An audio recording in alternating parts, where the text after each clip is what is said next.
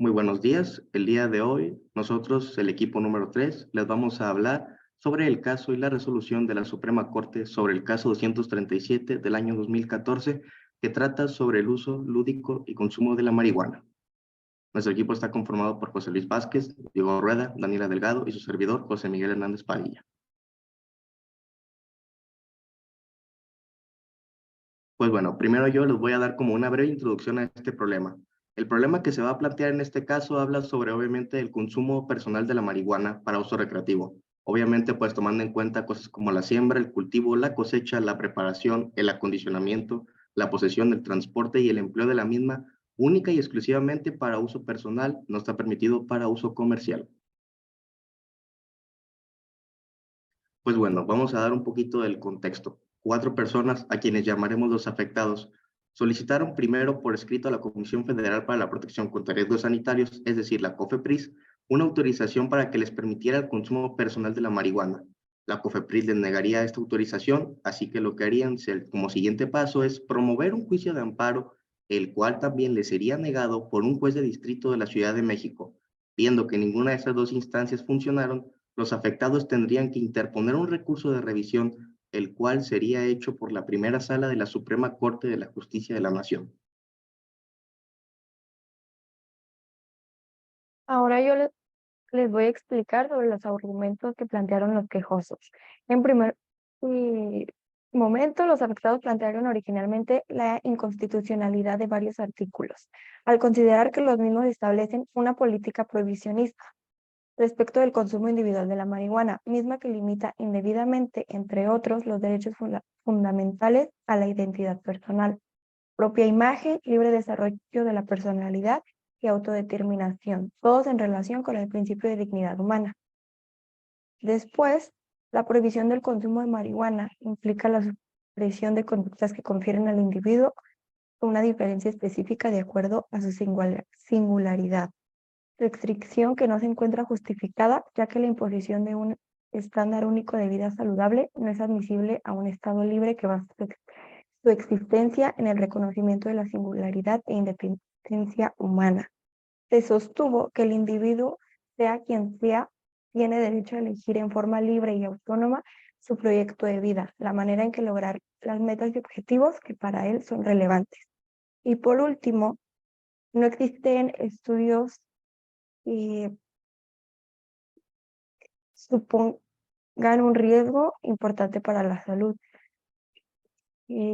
La literatura científica distingue las alteraciones temporales de las crónicas. Al tratarse de efectos que dependen de la estación que produce la marihuana, las investigaciones indican que son reversibles y no presentan un riesgo demostrado para la salud. Bueno, yo voy a hablar sobre todo lo que se habló en la primera sala sobre la Suprema Corte de la Justicia de la Nación. En primer lugar, tenemos sobre el control sanitario, que esto ya se encuentra regulado dentro de los capítulos 5 y 6 del título 12º de la Ley General de Salud. Pero primero se tenía que determinar qué sustancias eran estupefacientes y psicotrópicos. El artículo 234 de la Ley General de Salud consideran estupefacientes cannabis, sativa, índica y americana o americana, como se le conoce, su resina, preparados y semillas de la misma. Y el resto del listado se encuentra en el Diario Oficial de la Federación, pero por el momento nos vamos a concentrar únicamente en lo que es la cannabis. Se determinó que todo acto relacionado a los estupefacientes requiere una autorización de la Secretaría de Salud y solo se puede otorgarse con fines médicos o científicos. Los últimos párrafos del artículo 235 y 247 excluyen la posibilidad de que la marihuana pueda ser utilizada con fines lúdicos o recreativos. La Ley General de Salud conoce a sus ciudadanos. Es evidente que no puedes aprisionar a una persona por solo obtener mínimas cantidades de marihuana. Entonces, en el artículo 478, en relación al artículo 479, señala que el Ministerio Público no ejercerá acción penal en contra de quien posea hasta 5 gramos de marihuana. La Corte ha interpretado dicha disposición contiene una excluyente responsabilidad. ¿Qué quiere decir esto? Que si bien no te van a hacer nada por contener al menos 5 gramos de marihuana, tampoco te excluye de toda responsabilidad que pueda haber por obtener esta sustancia. entonces lo máximo que te puede llegar a pasar es una multa. Esta primera sala entiende que las normas impugnadas comportan un sistema de prohibiciones administrativas, que forman parte del marco regulatorio previsto en la Ley General de Salud sobre el control de estupefacientes, el cual constituye un obstáculo jurídico para poder realizar la posibilidad de llevar a cabo el autoconsumo de la marihuana. Sobre el argumento 2, se menciona sobre el amparo resuelto el 6 del 2008, donde el Pleno del Alto Tribunal sostuvo que el individuo, sea quien sea, tiene derecho a elegir de forma libre y autónoma su proyecto de vida, la manera en la que lograrás las metas y objetivos que, para él, son relevantes. Básicamente, la Corte les da la razón a los quejosos sobre el libre desarrollo de la personalidad. Sin embargo, con todo, como no podía ser de otra manera, el libre desarrollo de la personalidad no es un derecho absoluto, de tal manera que puede ser limitado con la finalidad de perseguir algún objetivo constitucionalmente válido, que más adelante podremos ver esa parte. Los límites de este derecho ya han sido reconocidos en el citado amparo anterior. El Pleno explicó que este derecho no es absoluto, pues se encuentra sus límites en los derechos de los demás y en el orden público. Ahora, otro recurso que la Suprema Corte utiliza es el test de proporcionalidad. Es una metodología que se utiliza para resolver conflictos entre un principio y un derecho, o también, que fue en este caso lo que se usó, es para evaluar la constitucionalidad de una medida legislativa que en ocasiones puede restringir al derecho fundamental. En este caso, el fin constitucionalmente válido es la protección al derecho al libre desarrollo de la personalidad, que es algo que, como José Luis lo mencionó, está implícito en la Constitución mexicana. La Corte reconoce que este derecho implica la capacidad de cada persona por tomar decisiones libres e informadas acerca de su propia vida. Esto pues incluye un estilo de vida, decisiones en materia de salud, siempre y cuando estas decisiones o este proyecto de vida no afecte a terceros ni cause daño a la salud pública. Después, como segundo criterio, está la idoneidad. En este caso es lo que se refiere a la capacidad de la medida eh, para lograr el fin constitucionalmente válido, que es decir, por la protección del derecho al libre desarrollo, ¿no? La Corte encontró que esta prohibición no era idónea para lograr este fin, ya que la prohibición no ha logrado, en verdad, reducir el consumo de marihuana y ha llevado, además, a que los consumidores de marihuana sean criminalizados solamente por usarla con fines recreativos. El tercer criterio es la necesidad y se refiere a la ausencia de medidas alternativas menos restrictivas para lograr el fin constitucionalmente válido. En este caso se encontró que la prohibición del uso de marihuana no era necesaria, ya que existen otras medidas menos restrictivas como regulaciones que pueden proteger este derecho y evitar pues todos los riesgos que se asocian a la prohibición, ¿no? Por último, es la proporcionalidad en sentido estricto. Aquí se refiere a que la medida adoptada para lograr el fin constitucionalmente válido debe ser pues, la menos restrictiva posible y debe guardar una relación pues, adecuada con el fin perseguido. Es decir, no debe ser tan restrictivo y además debe ser adecuada con el fin que se está buscando. Porque en este caso, pues se encontró que la prohibición del uso recreativo no es nada proporcional en sentido estricto, ya que es muy restrictiva y no se guarda ninguna relación con el fin que se persigue. Por lo que se debe de encontrar la forma de regular el consumo recreativo de marihuana para que ahora sí sean medidas más proporcionales y menos restrictivas, protegiendo el libre desarrollo de la personalidad. Además, vamos a ver un poco sobre los efectos que tuvo la resolución de la Corte. Pues la Corte revocó la sentencia y concedió el amparo a los quejosos para efecto de que el director ejecutivo del área de regulación de estupefacientes, psicotróficos y sustancias químicas de la COFEPRIS le otorgue a los quejosos la autorización a la que hacen referencia los artículos 235 y 247 de la Ley General de Salud. Eran estos los principales que impugnaban. Respecto a las sustancias, exclusivamente para los efectos a los que se ha hecho referencia, en el entendido de que dicha autoridad, refiriéndonos a COFEPRIS, no podrá utilizar las porciones normativas declaradas inconstitucionales como base para resolver situaciones como la anterior. Todos los amparos se deben de revisar uno por uno y no puede existir algo que sea como un amparo general, algo que debe quedar claro.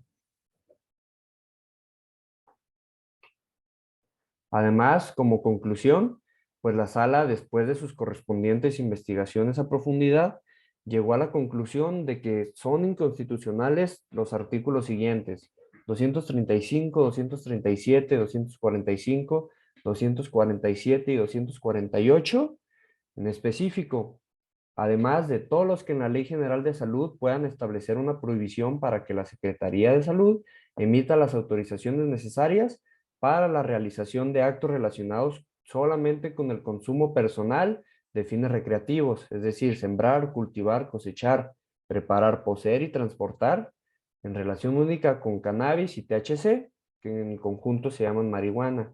Debe de quedar claro que lo anterior no se refiere en ningún momento a la autorización para comerciar, suministrar o distribuir la marihuana. Pues muy bien, a continuación yo les voy a presentar algunos argumentos dados por dos ministros. Primero empecemos con el ministro José Ramón Cosío Díaz. En este primer argumento, y se me hace muy interesante, él menciona que al despenalizar la marihuana, con esto se obtendrían tres cosas muy importantes. Primero, se reduciría de sobremanera la sobrepoblación carcelaria que existe en México, y a la vez con esto se reducirían los costos que el Estado gasta en dichas prisiones por culpa de esta sobrepoblación a causa del consumo ilegal de la marihuana. Aparte de que, como tercer punto bueno, a causa de esto mismo de las drogas y demás, las cárceles pues ya no son tantas cárceles y se han convertido en unos centros de delincuencia y de violencia. Como segundo argumento, destacó que si la marihuana pasaría a ser una perspectiva de salud pública en lugar de ser una de seguridad, con esto se obtendría proteger la propia salud de los consumidores. ¿Por qué? Gracias a esto, el Estado podría regular las dosis que se dan, podría regular el consumo y también a la vez podría promover varias medidas para el control y la prevención de la misma. Además de que señaló que obviamente pues se tendría que hacer un replanteamiento total de las políticas de México en el tema de las drogas, ya que al haberlas criminalizado tanto, aparte de que están mal vistas, esto ha hecho que el tráfico de las mismas aumente, lo que hace que los cárteles se vayan haciendo muchísimo dinero con este negocio. En cambio, si sería algo legal, por decirlo así, que esté bien regulado, se le quita el poder a los cárteles y además de que la verdad, al criminalizarla, solo han hecho más problemas que soluciones. Él considera que la solución, pues no está completamente de acuerdo, porque él considera que cualquier consumo de una droga debería ser regulada individualmente con estudios científicos y con políticas de consumo más completas. Ahora, el ministro Arturo Saldívar, pues sí comparte muchísimas opiniones del antiguo, ya que él considera que al legalizarse la marihuana se puede regular la calidad, la potencia, los precios, el acceso y pues obviamente lo que dije anteriormente se limita el poder que tienen los cárteles en la distribución de la droga y además de que se reduciría muchísimo el mercado negro de las mismas. Además de que gracias a esto podríamos ver una gran fuente de ingresos y una gran fuente de empleo. Además de que podríamos promover el turismo en México, ya que México es considerado potencia a nivel mundial en cuanto al tema de producción y venta de cannabis se refiere. Él también considera que la legalización de la marihuana en México tiene que ser un proceso en el cual se tengan que ver múltiples escenarios para poder tomar la mejor solución para combatir este problema.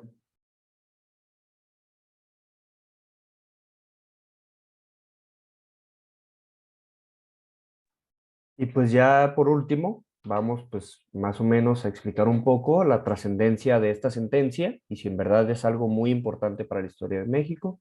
Y pues sí, fue un hito importante en el reconocimiento del derecho al libre desarrollo de personalidad y el uso recreativo de marihuana. Además, se reconocieron varias violaciones al derecho al libre desarrollo de personalidad, derecho de privacidad, autonomía y a la dignidad humana, así dando un gran paso para que podamos abrir el debate sobre la posible legalización de todo uso de marihuana. Se permitió que 4 personas solicitaran un amparo para su uso personal y recreativo. Esto abre las puertas además para que otros individuos puedan hacer lo mismo y protejan sus derechos. Se sentó un importante precedente para futuros casos de este tipo porque se reconoce que la prohibición absoluta del uso recreativo de la marihuana está desproporcionada y es algo irrazonable, pues se limita indebidamente los derechos fundamentales de los individuos. Parece ser que toda la prohibición existente fue en base a un prejuicio. Eso sí, no se legalizó el uso recreativo de la marihuana, pero sí se abren las puertas para un debate más amplio. Y bueno, pues esto sería todo. Les agradecemos mucho su atención y en el pie del video adjuntamos nuestras referencias. Gracias.